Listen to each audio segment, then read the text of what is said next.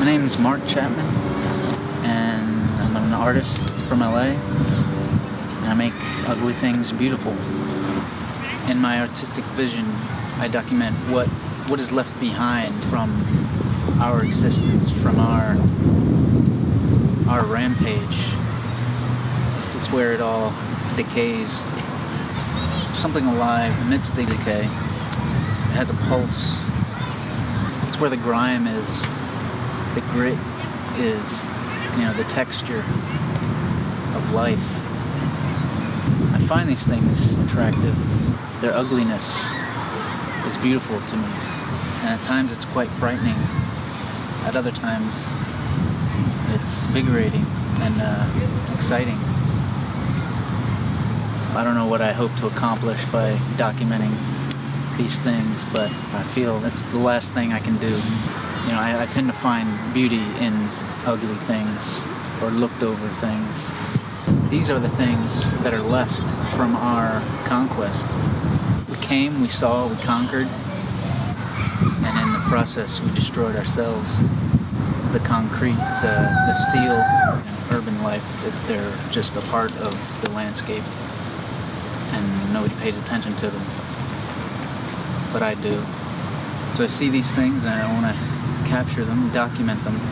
I see a lot of metaphors in these images, in this urban landscape, like the barbed wire, the chains, the locks. Part of me is behind those chains. Part of all of us. I just want to show people. I want to, reveal that to them. Hopefully, they'll see they see the same things I do. But as an artist, that's rarely true. My style is very documentative. In life, we have a wide angle of view. Sometimes I like to be a window that's facing the ugly and the grime.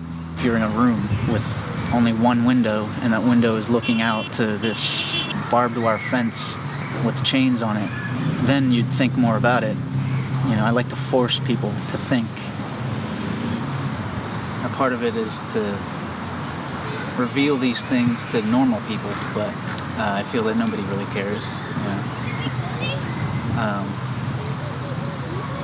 But that's art. We're still cutting down the rainforest faster than it can replenish. We're still polluting the air, the earth.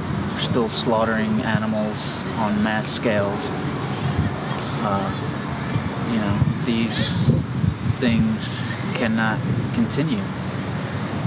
The earth is a finite rock that can't sustain our way of life forever. I'm surprised it's lasted this long. The people of the city that create the grime, that create the decay, I don't normally document them, because in the world I see, that the world we're creating, if we don't take responsibility and take control of our progress after it all goes to shit, we don't exist anymore. For now, that's the only future I can see, and it's a dark one. The end of the world.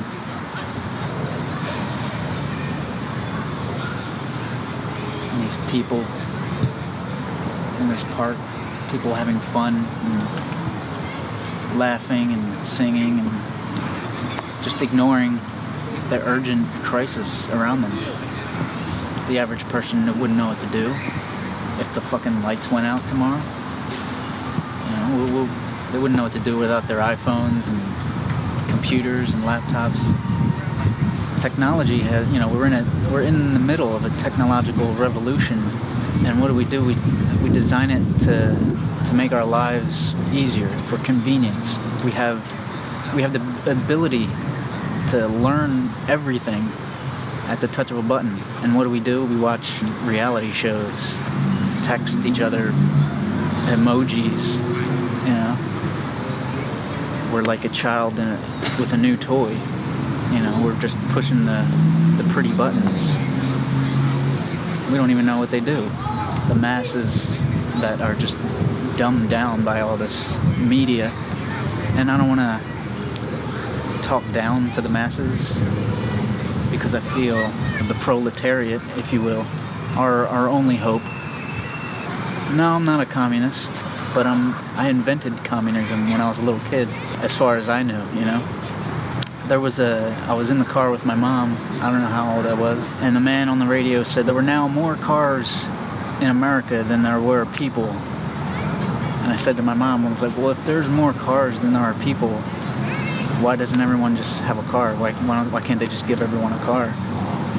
And she said, oh, that's communism, and that's just not how, that's not how we do things here. And I just thought that was stupid, I thought, like, that didn't make any sense to me, And it's like, why are there so many different kinds of refrigerators? Why don't they just make the best one, technologically speaking, the best one, and have that for everyone? It's everything's a business. But a communist, somewhat, but more than that, technically I'm an anarchist, which, many anarchist philosophers have stated, the highest form of anarchism would be anarcho-socialism. That's just communism without a state or a dictator or, a class system. And that's what I believe. I believe we could do that. So when I'm out there documenting these things, I'm not trying to get my beliefs across in the imagery. I guess that may be somewhat what drives my motivation, but I don't think I'm trying to convey my message, that philosophy. Sometimes I play with the idea of making art that no one will see. Sometimes I would spray paint images in places no one would go to, except for maybe some explorer. Most graffiti artists want to be seen. But I like the idea of making art that you have to hunt for, or that is a surprise, a treasure hidden away in, some urban landscape, urban maze. So making videos that potentially no one will see. Yeah, there's no point to it, but, sometimes there's no point to art. It's just what you do. In my opinion, most art, there's no point to any of it. Art is useless. It just hangs on a wall. It serves no function. Even though it is useless, it's still sought after. It enriches people's lives just to have it. But yeah, sometimes it's pointless, but sometimes it has to be done.